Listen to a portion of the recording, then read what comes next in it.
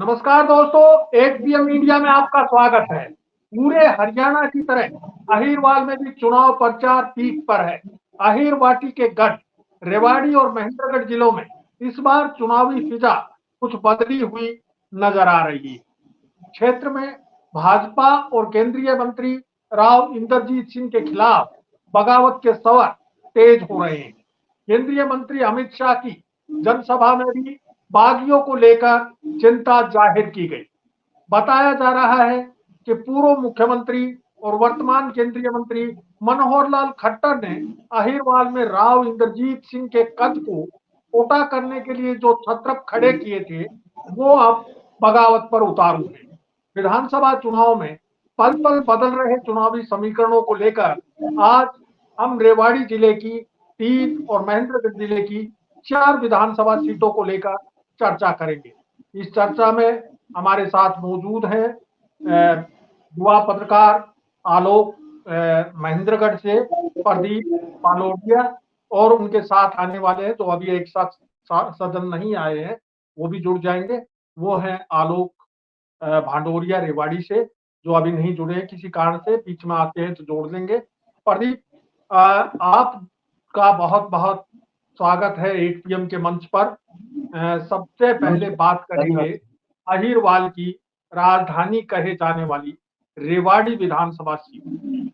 यहाँ से कांग्रेस ने एक बार फिर निवर्तमान विधायक चिरंजीव राव पर भरोसा जताया है। वहीं बीजेपी ने केंद्रीय मंत्री राव इंद्रजीत सिंह की इच्छा के मुताबिक लक्ष्मण सिंह यादव को उम्मीदवार बनाया है। बीजेपी के बागी रणधीर सिंह कापड़ीवास एक बार फिर निर्दलीय चुनाव मैदान में ताल ठोक रहे हैं। इनके अलावा आम आदमी पार्टी के उम्मीदवार सतीश भी मैदान बीजेपी के बागियों में से ही हैं। राव और कैप्टन दोनों की प्रतिष्ठा दांव पर है। प्रदीप, क्या चल रहा है रेवाड़ी के महासंग्राम में? सब और यादव महारथी हैं। जी बिल्कुल सर, जिस तरह से आपने रेवाड़ी की बात की, रेवाड़ी को अहिरवाल की राजधानी के नाम से जाना जाता है क्योंकि रेवाड़ी वो क्षेत्र है जो अहिरवाल का गढ़ है। और ये यहाँ पर रामपुरा हाउस के नाम से जो राव इंद्रजीत का परिवार है, उसकी पूरे अहिरवाल में एक राजनीतिक पैठ है।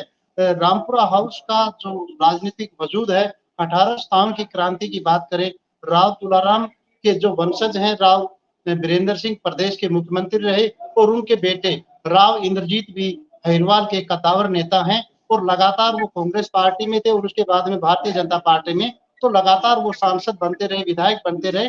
परंतु जिस तरह से भारतीय जनता पार्टी के अंदर उनके कद को कम करने की जो कोशिश की गई है, और उनको इस बार जिस तरह से केंद्रीय मंत्रिमंडल में एक राज्य मंत्री का जो दर्जा मिला है, क्योंकि ये उम्मीद लगाई जा रही थी कि उन्हें पूरा एक बड़ा पद मिलेगा, परंतु जो पहली बार जीत कर गए हैं उन्हें बड़े पद दे दिए गए और उनकी पावर बढ़ा दी गई। परंतु राव इंद्रजीत की पावर है उसे कम किया गया। जब टिकटों के वितरण की बात आई तो राव इंद्रजीत सिंह ने जिस तरह से जो अपनी चॉइस थी वो रखी, लेकिन मेरा मानना है कि अहिरवाल के अंदर उनकी चॉइस की सिर्फ 2 सीटें दी गई हैं, जिनमें पटौदी से बिमला चौधरी और अटेली जो जिला महेंद्रगढ़ में, वहां से उनकी बेटी आरती राव। बाकी जो सीटें हैं उन पर उनकी चॉइस नहीं चली, सिर्फ उनकी जो सहमति है वो ली गई है। क्योंकि हम रेवाड़ी की बात करें तो वहां से वे सुनील मुसेपुर या उनकी जो पत्नी है मंजू मुसेपुर, उनको टिकट दिलवाना चाह रहे थे, परंतु उनकी बात को ना मानकर वहां पर कोसली के विधायक लक्ष्मण यादव को उतारा गया और उसमें उनकी सिर्फ सहमति ली गई है। तो अगर रेवाड़ी की बात करें तो रेवाड़ी हम कह सकते हैं कि जो रेवाड़ी सीट है वो लंबे समय से रामपुरा हाउस के खिलाफ वहां के रिजल्ट रहे हैं। और कैप्टन अजय यादव वहां से लगातार 6 बार विधायक रहे, उनके जो पिता हैं वो वहां से विधायक रहे और अब उनके बेटे चिरंजीव राव विधायक हैं। कांग्रेस पार्टी ने चिरंजीव राव को चुनाव मैदान में उतारा है और यही माना जा रहा है कि चिरंजीव राव एक मजबूत कैंडिडेट हैं और दोबारा विधानसभा में जाने की तैयारी में है। क्योंकि भारतीय जनता पार्टी में जब टिकटों का वितरण हुआ तो उसके बाद में भारतीय जनता पार्टी के अंदर एक बागी तेवर है वो देखने को मिले, और उनमें सबसे ज्यादा रणधीर कापड़ीवास हैं, पूर्व विधायक हैं। उन्होंने राव इंद्रजीत के खिलाफ मोर्चा खोल दिया और उन्होंने नारनौल के अंदर आकर एक प्रेस कॉन्फ्रेंस की और राव इंद्रजीत के ऊपर गंभीर आरोप लगाए हैं। इसके साथ ही भारतीय जनता पार्टी में संबंध रखने वाले सतीश यादव, जो पूर्व में जिला प्रमुख रहे, उन्होंने निर्दलीय चुनाव मैदान में आ गए। और इसके साथ ही बहुत से जो लोग हैं भारतीय जनता पार्टी में, वो बगावत पर हैं। तो वहां पर भारतीय जनता पार्टी को सबसे पहले अपनी ही पार्टी के जो बागी हैं उनसे चुनौतियों का सामना करना पड़ रहा है। उसके बाद में जिस तरह से कैप्टन अजय यादव और उनके बेटे की जो रेवाड़ी के अंदर जो पैठ है शहरी क्षेत्र के साथ ग्रामीण क्षेत्र में, वो भी एक बड़ी चुनौती है भारतीय जनता पार्टी के लिए। तो यही लग रहा है कि फिलहाल वहां पर भारतीय जनता पार्टी कांग्रेस के सामने कमजोर पड़ती हुई नजर आ रही है। और रेवाड़ी के अंदर जिस तरह से लगातार कैप्टन अजय यादव रामपुरा हाउस के खिलाफ एक राजनीति कर रहे हैं और उस पर जनता की मोहर भी लग रही है, क्योंकि लगातार कैप्टन अजय यादव वहां से विधायक रहे, मंत्री रहे और उनके बेटे को उन्होंने वहां से पिछली बार चुनाव लड़ा और जीत गए। और इस बार भी वहां से जो राजनीतिक पंडित है, राजनीतिक गलियारों में ये चर्चा है कि चिरंजीव राव इस बार भी जीत कर जा रहे हैं। तो वहां जो रेवाड़ी है वो ये कह सकते हैं कि वहां पर भारतीय जनता पार्टी की जो राय है वो आसान नहीं है। जी प्रदीप, अब दूसरी विधानसभा सीट है रेवाड़ी जिले की कोसली, जो बहुत महत्वपूर्ण है और जी जो लोकसभा क्षेत्र में रोहतक में आती है। और इस पर राव इंद्रजीत का काफी प्रभाव माना जाता है। अब हम बात करते हैं कोसली की, जहां से राव इंद्रजीत की सिफारिश पर कहते हैं कि अनिल दहीना को उम्मीदवार बनाया गया है, बताया जा जी रहा है। आपने तो कहा कि नहीं है। कोसली जी से कांग्रेस ने जगदीश यादव को उम्मीदवार बनाया है। दोनों के बीच कड़ा मुकाबला है। क्या राव इंद्रजीत सिंह अपने उम्मीदवार को जिता पाएंगे? जबकि बीजेपी के साइलेंट बागी यहाँ भी सिरदर्द बने हुए हैं। और ये क्या सीन बन रहा है कोसली में? साइलेंट बागी जो टिकट से वंचित रह गए हैं, वो बीजेपी के पार्टी प्रत्याशी के लिए सिरदर्द बने हुए।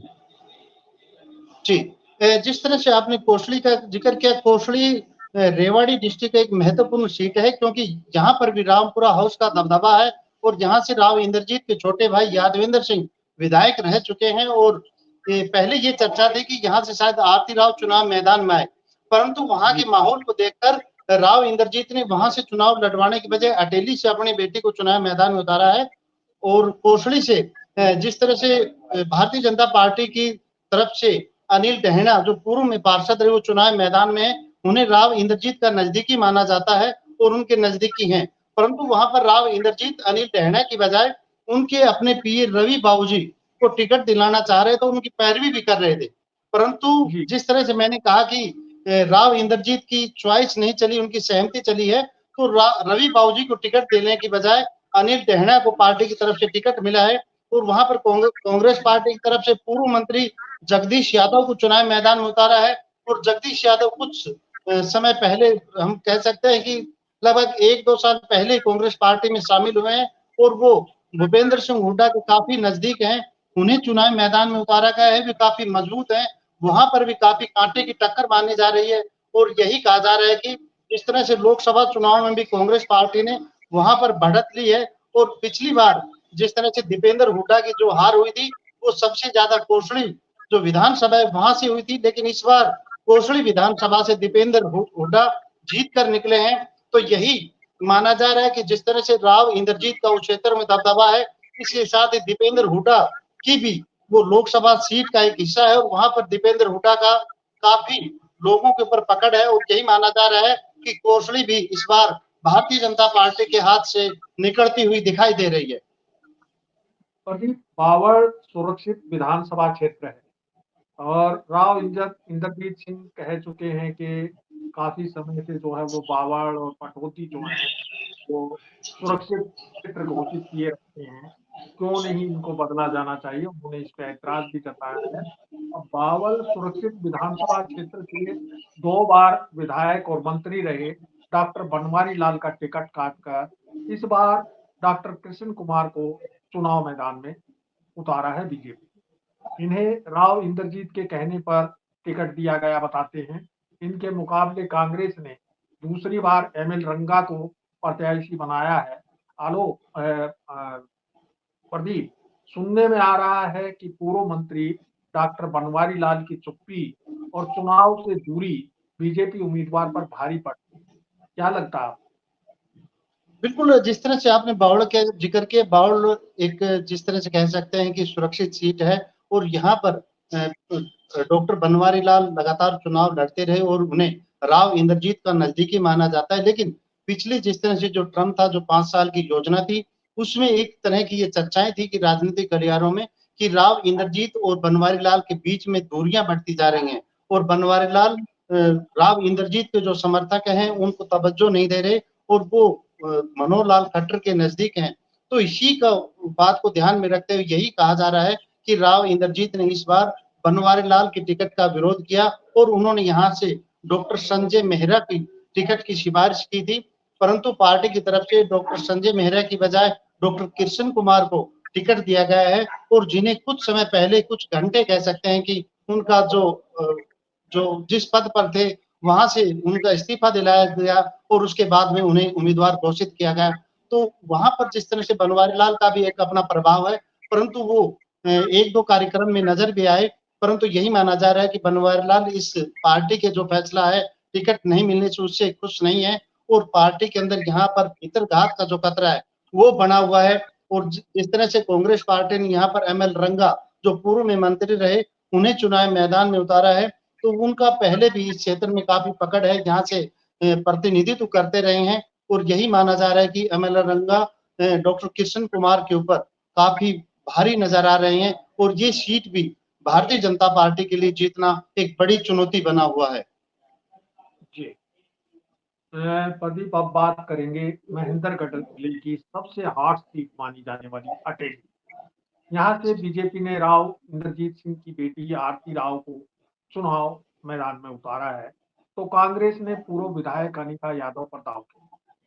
इनेलो बसपा के ठाकुर अतरलाल, जेजेपी असपा की आयुषी राव भी चुनाव मैदान। यहाँ भाजपा और कांग्रेस में सीधी टक्कर होगी या फिर इनेलो के अतरलाल मुकाबले को त्रिकोणीय बना रहे हैं। और राव इंद्रजीत के लिए कितना सहज होगा अपनी बेटी को चुनाव जितवाना। देखिए, जिस तरह से आपने अटेली का जिक्र किया, मेरा मानना है कि अटेली आज हरिद्वार क्षेत्र की सबसे हॉट सीट बन गई है और पूरे प्रदेश की नजरें इस सीट पर हैं। ये सीट अटेली क्षेत्र है, यहाँ से राव इंद्रजीत के पिता जो पूर्व में मुख्यमंत्री रहे राव वीरेंद्र सिंह भी चुनाव लड़ते रहे, जीतते रहे, परंतु उसके बाद में जिस तरह से इनके जो छोटे भाई राव अजीत सिंह और पिछले चुनाव में इनके भतीजे राव अर्जुन सिंह ने चुनाव लड़ा, परंतु रामपुरा हाउस के खाते में ये सीट लगातार नहीं जा पाई और इनके भतीजे को भी हार का सामना करना पड़ा था और रामपुरा हाउस का इस क्षेत्र में प्रभाव माना जाता है।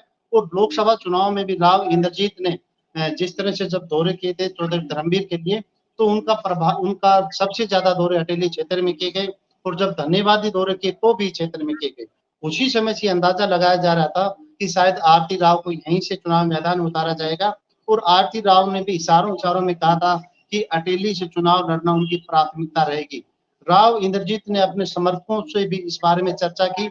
उसके बाद में जब आरती राव के नाम की घोषणा हुई तो संतोष यादव जो पार्टी के वरिष्ठ नेता हैं, यहाँ से चुनाव जीता है और विधानसभा के पूर्व में डिप्टी स्पीकर रही हैं, उन्होंने बागी तेवर दिखाते हुए निर्दलीय चुनाव के लिए अपना फॉर्म भी भर दिया था, परंतु मुख्यमंत्री नायब सैनी द्वारा जिस तरह से नारनौल में आकर रूठों को मनाने की जो मुहिम चली, उस दौरान उन्होंने अपना फॉर्म तो विड्रॉल कर लिया, परंतु वो कहीं भी चुनाव मैदान में नजर नहीं आ रही, किसी की सपोर्ट में नजर नहीं आ रही। तो यही माना जा रहा है कि संतोष यादव का जो विरोध है वो अब भी जारी है और उनके जो नजदीकी समर्थक हैं वे कांग्रेस पार्टी के अनिता यादव की सपोर्ट में बताए जा रहे हैं। यही चर्चा है कि यहाँ से जो भारतीय जनता पार्टी के जो कोर वोटर हैं, कोर समर्थक हैं, वो भी कहाँ से नाराज है, क्योंकि राव इंद्रजीत ने लोकसभा चुनाव की जीत के बाद में यहाँ पर आए, उस समय उन्होंने मंच के माध्यम से ये कहा था कि भारतीय जनता पार्टी के कितने लोग यहाँ पर हैं इस कार्यक्रम में,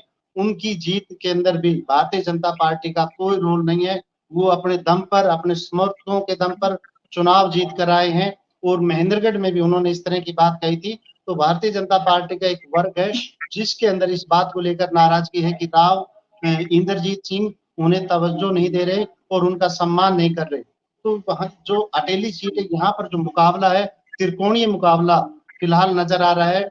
ये माना जा रहा था कि राव इंद्रजीत की बेटी आएगी तो ये सीट बिल्कुल क्लियर हो जाएगी, लेकिन आज की जो स्थिति है, हम कह सकते हैं कि यहाँ पर ठाकुर अतरलाल, अनीता यादव कांग्रेस की और इसके साथ ही आरती राव, इन तीनों के बीच में मुकाबला है और ये इनमें से किसी की भी जीत कह सकते हैं कि हो सकती है।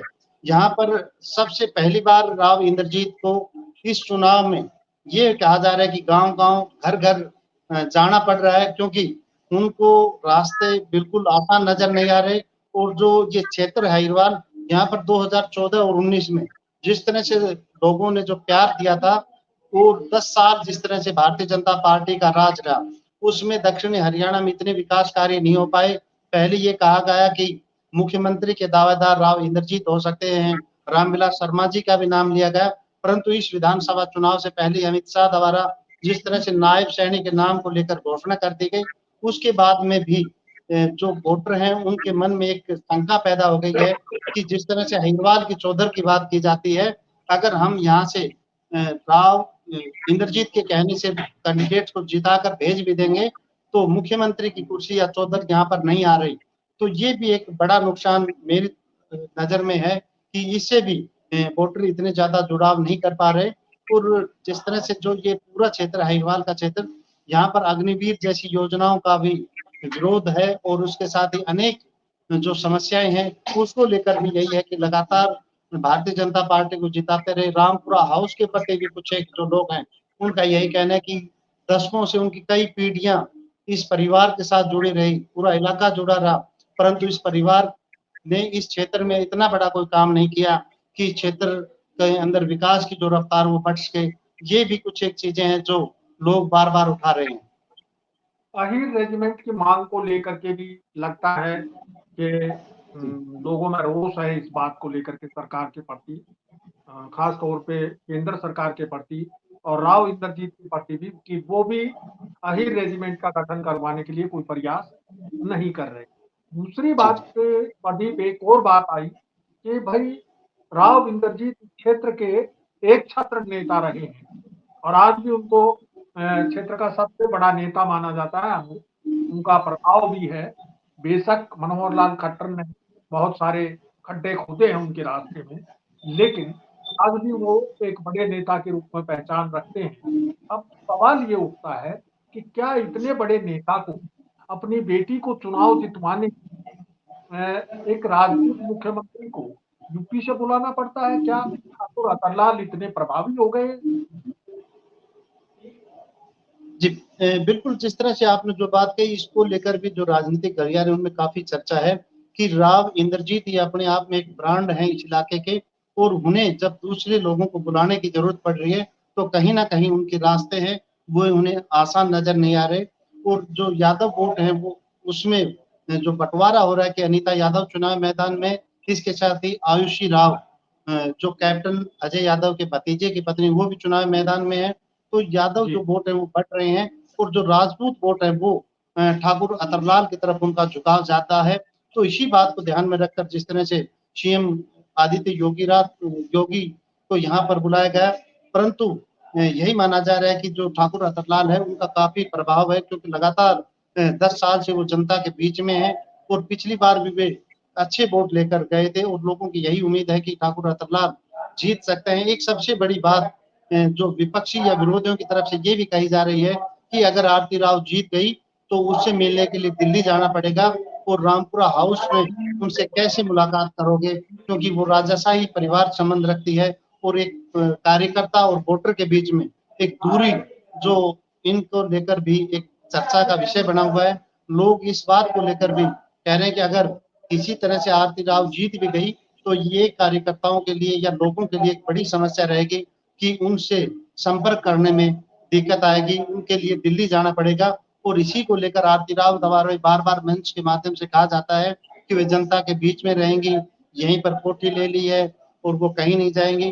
परंतु विरोधी इस बात को लेकर हवा दे रहे हैं कि जिस तरह से राव इंद्रजीत लोगों से नहीं मिलते और सिर्फ सोमवार को दिल्ली में मिलते हैं, तो इस तरह की कई तरह की बातें हैं और हम कह सकते हैं कि अटेली जो सीट है, इसको लेकर त्रिकोणीय मुकाबला है। आज की जो स्थिति है, आगे हो सकता है किस तरह के समीकरण बने, परंतु आज की तारीख में राव इंद्रजीत और उनकी बेटी के रास्ते बड़े मुसीबत में हैं। बड़े मुश्किल हैं, बड़ी जी, कठिन जी, राह है, बड़ी जी, कठिन डगर है। प्रदीप, नारनौल सीट पर हमेशा से बीजेपी और कांग्रेस के बीच टक्कर रही है। कांग्रेस ने यहां से तीसरी बार राव नरेंद्र को टिकट दिया है। भाजपा ने भी तीसरी बार ओम प्रकाश यादव पर भरोसा जताया एक तरह से। जेजेपी बसपा ने 2 बार चुनाव लड़ चुके सुरेश सैनी और इनेलो बसपा ने नरसिंह दायमा को चुनाव मैदान में उतारा है। इस सीट पर यादव और सैनी वोटरों का दबदबा रहा है। अभी क्या एक बार फिर नारनौल में बीजेपी का परचम फहराएगा? सर जिस तरह से नारनौल की आपने बात की, नारनौल जो सीट है इसके ऊपर लगातार तीसरी बार ओम प्रकाश यादव को टिकट दिया गया है और वहीं कांग्रेस पार्टी ने राव नरेंद्र को यहाँ से चुनाव मैदान में उतारा है। शुरुआत में यही माना जा रहा था कि राव नरेंद्र काफी कमजोर कैंडिडेट साबित होंगे, परंतु फिलहाल यही कहा जा रहा है कि वहां पर भी चुनाव काफी टफ होता जा रहा है, क्योंकि जो ओम प्रकाश यादव के जो समर्थक थे या जो पार्टी के कार्यकर्ता थे वो सब अटेली के अंदर चुनाव मैदान में हैं और अटेली में आरती को जिताने के लिए सब कार्यकर्ता वहां चले गए। तो ओम प्रकाश यादव के पास जो टीम है वो काफी कमजोर पड़ती हुई नजर आ रही है और लगातार यही कहा जा रहा है कि जो नरेंद्र राव नरेंद्र सिंह है उनका चुनाव उठता जा रहा है। फिलहाल स्थिति ये है कि जिस तरह से सैनी जो वोटर हैं, भारतीय सैनी ने अपना जो फॉर्म अप्लाई किया था और सैनी समाज की तरफ से एक बैठक आयोजित की गई थी और इस बात से नाराज थे कि भारतीय जनता पार्टी ने सैनी समाज में टिकट नहीं दिया। उसके बाद में उसे कैंडिडेट घोषित किया गया समाज की तरफ से, उन्होंने फार्म अप्लाई कर दिया। उसके बाद में मुख्यमंत्री को खुद नारनौल में आना पड़ा और भारतीय सैनी में जो समाज के जो प्रबुद्ध लोग थे उनके साथ बैठक की और उसके बाद में भारतीय सैनी ने अपना फॉर्म है वो विड्रा कर लिया। परंतु इस बात के बाद में सैनी समाज के अंदर हम कह सकते हैं कि जो धड़ेबंदी हो गई और उसके बाद में एक गुट ने राव नरेंद्र को अपना समर्थन दे दिया और इसके साथ ही जो नगर परिषद के जो पार्षद हैं वो वाइस चेयरमैन के नेतृत्व में राव नरेंद्र के समर्थन में चले गए और जो भारतीय जनता पार्टी के पूर्व जिला अध्यक्ष शिव कुमार मेहता हैं उन्होंने भी फार्म भरा था, परंतु अब उन्होंने राव नरेंद्र का समर्थन कर दिया है और अपने सैकड़ों जो समर्थक हैं उनके साथ उन्होंने मीटिंग की और उसके बाद में राव नरेंद्र का समर्थन किया है। और इसके साथ ही सत्यव्रत शास्त्री जो भारतीय जनता पार्टी के प्रदेश के प्रवक्ता थे और अक्सर टीवी चैनलों के अंदर बैठकर वो पार्टी की जो नीतियां हैं उसको लेकर अक्सर वो आते रहते थे, उनको भी टिकट की उम्मीद थी। पार्टी की तरफ से कहा गया था कि आपको टिकट के रूप में इनाम दिया जाएगा, परंतु उन्हें टिकट नहीं मिला। उनकी भी नाराजगी बताई जा रही है और ये चर्चा है कि वो भी राव नरेंद्र को जिताने के प्रयास में जुटे हुए हैं। तो यहाँ पर भी भारतीय जनता पार्टी में जो गुटबाजी है, जो नाराजगी है, उसका सबसे नुकसान भारतीय जनता पार्टी को यहाँ पर होता हुआ दिखाई दे रहा है। और अभी जो चुनाव है वो काफी टफ है और हम ये नहीं कह सकते कि ओम प्रकाश यादव जीत रहे हैं। यहाँ पर काफी कड़ा मुकाबला बताया जा रहा है। प्रदीप, ये तो रहे नारनौल सीट के समीकरण। अब बात करते हैं महेंद्रगढ़ की, और यहाँ से बीजेपी ने इस बार पूर्व मंत्री और पार्टी के पूर्व अध्यक्ष रामविलास शर्मा का टिकट काटा और कंवर सिंह यादव को चुनाव मैदान में उतारा। वहीं कांग्रेस ने एक बार फिर निवर्तमान विधायक राव दान सिंह पर विश्वास जताया है। जेजेपी और इनेलो उम्मीदवारों के अलावा निर्दलीय ओम प्रकाश एसडीओ भी खूब पसीना बहा रहे हैं। क्या लगता है इस बार भाजपा का उम्मीदवार बदलना फायदे का सौदा साबित होगा? देखिए जिस तरह से आपने जिक्र किया महेंद्रगढ़ सीट का, यहाँ पर लगातार भारतीय जनता पार्टी की तरफ से इनके दिग्गज नेता प्रोफेसर रामविलास शर्मा चुनाव मैदान में रहे हैं। कांग्रेस पार्टी ने यहाँ से राव दान सिंह को चुनाव मैदान में उतारा है और रामविलास शर्मा ने अपना नॉमिनेशन पूरे गाजे बाजे एक साथ कार्यकर्ताओं की मीटिंग के साथ वहां पर किया था। उन्हें आश्वस्त थे कि उन्हें टिकट मिलेगा और उसी दिन उनके वहां पर निवास पर कार्यकर्ताओं से मिलने के लिए राव इंद्रजीत सिंह, सांसद चौधरी धर्मवीर, विधायक सीताराम आए और उस समय कार्यकर्ताओं में ये उम्मीद थी कि शायद टिकट रामविलास शर्मा को ही मिलेगी। और राव इंद्रजीत ने अटेली में एक बयान भी दिया था कि मैं जब तक महेंद्रगढ़ पहुंचूंगा तब तक रामविलास शर्मा की जो टिकट है वो अनाउंस हो जाएगी। परंतु रामविलास शर्मा को टिकट नहीं दिया गया और जिस अंदाज में उनका टिकट कटा और उसके बाद में जो उनके कार्यकर्ता हैं उनमें एक रोष वहां पर देखा गया। उसके बाद में उनके निवास के ऊपर एक मीटिंग हुई, उसके बाद एक वीडियो भी सोशल मीडिया पर वायरल हुआ और जिसमें रामविलास शर्मा भी काफी भावुक होते हुए नजर आए और कार्यकर्ताओं के रोते हुए चेहरे भी वहां पर देखे गए। और उसके बाद में जिस तरह से उनके कार्यकर्ता हैं उनमें नाराजगी है। रामविलास शर्मा सिर्फ एक कार्यक्रम में शामिल हुए और उन्होंने इस चुनाव से दूरी बनाई हुई है। रामविलास शर्मा के जितने भी नजदीकी कार्यकर्ता थे या उनके समर्थक थे, सभी आज राव दान सिंह के समर्थन में चुनाव में जुटे हुए हैं। और भारतीय जनता पार्टी को सबसे बड़ा नुकसान यही है कि जो रामविलास शर्मा के जो अपने वोट थे वो सब राव दान सिंह की सपोर्ट में जुटे हुए हैं और वो उनका यही कहना है कि हम भारतीय जनता पार्टी को ये दिखाना चाहते हैं कि जिस तरह से रामविलास शर्मा ने जिस पार्टी को खड़ा किया और उनकी अनदेखी करने का अंजाम क्या होता है। तो यहाँ पर भी एक जो स्थिति बनी हुई है कि भारतीय जनता पार्टी को भारतीय जनता पार्टी के ही लोग हैं वो हराने के लिए मैदान में है। और इसके साथ ही जिस तरह से कंवर सिंह यादव का जो प्रभाव है वो सिर्फ हम कह सकते हैं कि सिर्फ यादव वोट की तरफ ही है। और इसके साथ ही निर्दलीय प्रत्याशी पूर्व एसडीएम संदीप सिंह जी हैं जो कि अ, उनका प्रभाव जिस तरह से पिछले चुनाव में तीसरे नंबर पे रहे और वो भी काफी मजबूती के साथ चुनाव मैदान में है। और यहाँ की जो स्थिति है उसको देखकर कह सकते हैं कि भारतीय जनता पार्टी की तरफ से जो यादव कार्ड यहाँ पर खेला गया था कि यादव वोटों को बांटकर और जो नॉन यादव जो वोट हैं वो बीजेपी के हैं और यादवों में डिवाइड करके उनकी सीट निकल जाएगी। जहां पर भी जो भारतीय जनता पार्टी है उसकी रास्ते आसान नहीं है।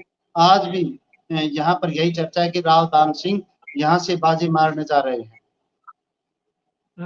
लगता है कि यहाँ जो है वो अपना पंडित रामविलास शर्मा की टिकट काटने का भाव, टिकट का काटने का खामियाजा एक तरह से जो है वो भुगतना होगा। क्या ब्राह्मण वोटरों का क्या रुख नजर आ रहा है? देखिए आप बता दूं कि जो महेंद्र विधानसभा सीट है इसके अंदर जो ब्राह्मण वोट है लगभग 15 से 17,000 वोट माने जाते हैं ब्राह्मण समाज के। और लगभग कह सकते हैं कि ब्राह्मण समाज के अंदर सबसे ज्यादा जो नाराजगी है वो ब्राह्मण समाज के अंदर है। और उनके जो बड़े बड़े गांव हैं जिनमें हम बड़ाइचा कह सकते हैं, नांगड़माला है, जी। डीगरोता है या शहरी क्षेत्र है, और भी बहुत से गांव हैं जहां पर काफी प्रभाव है। उन गांव के अंदर राव दान सिंह का बड़ा ही गर्मजोशी के साथ जो ब्राह्मण समाज के लोग हैं उन्होंने स्वागत किया है और उनका समर्थन किया है और वे खुले तौर के ऊपर राव दान सिंह के समर्थन में आ गए हैं। उनका यही कहना है कि उनके समाज के एक बड़े नेता का जिस तरह से भारतीय जनता पार्टी ने अपमान किया है उसका बदला हम इसी चुनाव में लेंगे। तो कहीं ना कहीं जो भारतीय जनता पार्टी के अंदर जिस तरह से रामविलास शर्मा की जो अनदेखी की गई है उसका खामियाजा भारतीय जनता पार्टी को इसी चुनाव में मिलता हुआ नजर आ रहा है। जी। नांगल चौधरी सीट पर बीजेपी के अभय सिंह यादव हैं, कांग्रेस की मंजू चौधरी, जेजेपी आसपा के ओम प्रकाश समेत कई उम्मीदवार चुनाव मैदान में। प्रदीप, क्या लगता है कि बीजेपी के अभय सिंह एक बार फिर क्षेत्र के चौधरी बनेंगे? जी देखिए जिस तरह से आपने नांगल चौधरी जो सीट है उसका जिक्र किया, इस सीट के ऊपर हरि सिंह यादव लगातार 2 बार जीते हैं और उन्हें अभी नायब सैनी जब मुख्यमंत्री बने तो उसी टर्म में इन्हें अ, सिंचाई मंत्री का पद दिया गया और इन्हें राव इंद्रजीत का घोर विरोधी माना जाता है। और यही कहा जी। जाता है कि ये शायद पहले सिंचाई मंत्री कोई भी पद मिल सकता था लेकिन राव इंद्रजीत बीच में रोड़ा बने रहे और उन्होंने इन्हें नहीं बढ़ने दिया। तो यही कहा जाता है कि वहां पर राव इंद्रजीत के जो समर्थक हैं वो हरि सिंह के खिलाफ हैं और उनको हराने की में जुटे हुए हैं। इसके साथ ही जो मेहनत से कंवर सिंह यादव हैं वो भी हरि सिंह के नजदीकी बताए जाते हैं। तो ये भी माना जाता है कि रामविलास शर्मा भी वहां पर हरि सिंह के रास्ते में रोड़ा बनेंगे। और वहां पर बताया जा रहा है कि 2-3 दिन पहले ब्राह्मण समाज की एक बैठक हुई और उसमें ये फैसला हुआ कि हरि सिंह यादव को वोट देने की बजाय कांग्रेस की जो मंजू चौधरी है उन्हें वोट देंगे। मंजू चौधरी चुनाव मैदान में है, उनके ससुर चौधरी पुरुषाराम विधायक रहे, उनके पति चौधरी मूलाराम विधायक रहे।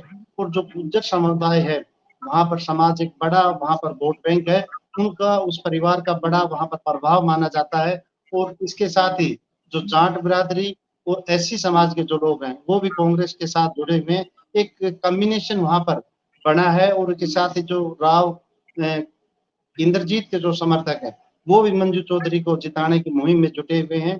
तो कह सकते हैं कि वहाँ पर जिस तरह से हवेश सिंह यादव को उनके समर्थकों द्वारा एक विकास पुरुष कहा जाता है और कहा जाता है कि जो नहरों में पानी आया, वो हवेश सिंह यादव की वजह से आया। इसके साथ ही वहाँ पर जो रोड बने या मेडिकल कॉलेज की जो घोषणा निर्माण कार्य चल रहा है, तो इसको लेकर वोट माँग रहे हैं। परंतु वहाँ पर इस तरह का चुनाव हो गया है कि एक जिस तरह के जो समीकरण बन रहे हैं, उसमें यही लग रहा है कि हवेश सिंह यादव की रास्ते आसान नहीं है और इस बार शायद विधानसभा पहुँचने में उन्हें काफ़ी दिक्कतें आएँगी, क्योंकि मंजू चौधरी जिस तरह चुनाव मैदान में और जातीय समीकरण जिस तरह के बन रहे हैं, उसमें हवेश सिंह की जीत होती हुई नज़र नहीं आ रही।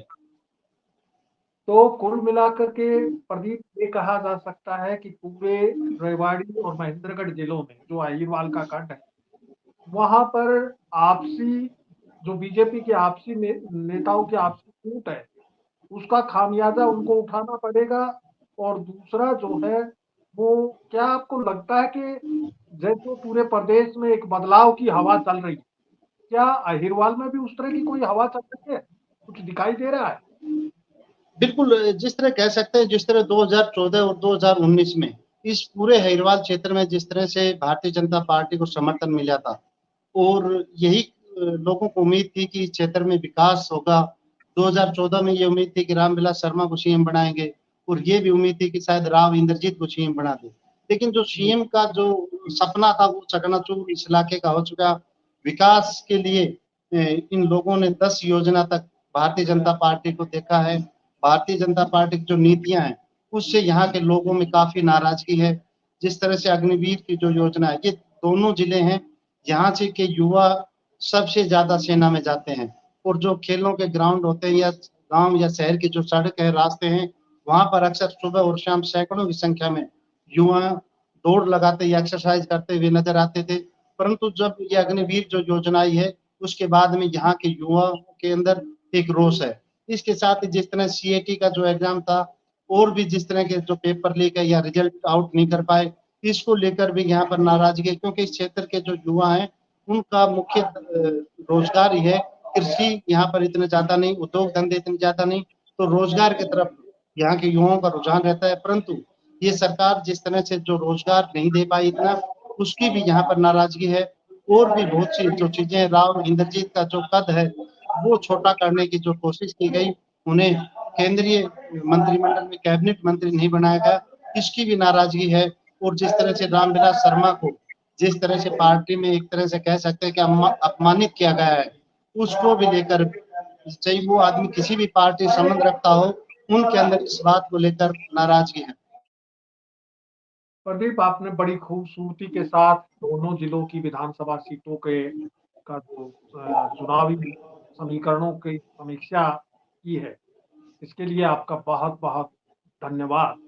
रेवाड़ी विधानसभा क्षेत्र में एक बार फिर कांग्रेस उम्मीदवार आगे दिख रहे हैं, तो बावड़ और कोसली में राव इंद्रजीत सिंह का प्रभाव कितना फलदायी होगा, ये चुनाव परिणाम बताएंगे। वहीं अटेली में बेटी को जिताने के लिए राव इंद्रजीत को पसीना बहाना पड़ रहा है और इतने बड़े कद के नेता को अपनी बेटी के चुनाव में मदद के लिए उत्तर प्रदेश के मुख्यमंत्री योगी आदित्यनाथ को बुलाना पड़ा पड़ा है। इसी से चुनावी रण के कठिन हालात का अनुमान लगाया जा सकता है। उधर नारनौल और नांगल चौधरी में एक बार फिर बीजेपी कांग्रेस में कड़ा मुकाबला है, लेकिन दोनों ही जगह पर जो है वो कांग्रेस उम्मीदवार बढ़त की तरफ दिखाई दे रहे हैं। वहीं महेंद्रगढ़ में बीजेपी की उम्मीदवार बदलने की रणनीति बहुत कारगर होती नहीं दिख रही है। इसका खामियाजा जो है, बीजेपी को न केवल महेंद्रगढ़ बल्कि महेंद्रगढ़ जिले की तमाम सीटों पर उठाना पड़ सकता है। इस वीडियो में बस इतना ही। जल्द फिर हाजिर होंगे प्रदेश के अन्य क्षेत्र के चुनावी समीकरणों की समीक्षा लेकर। नमस्कार।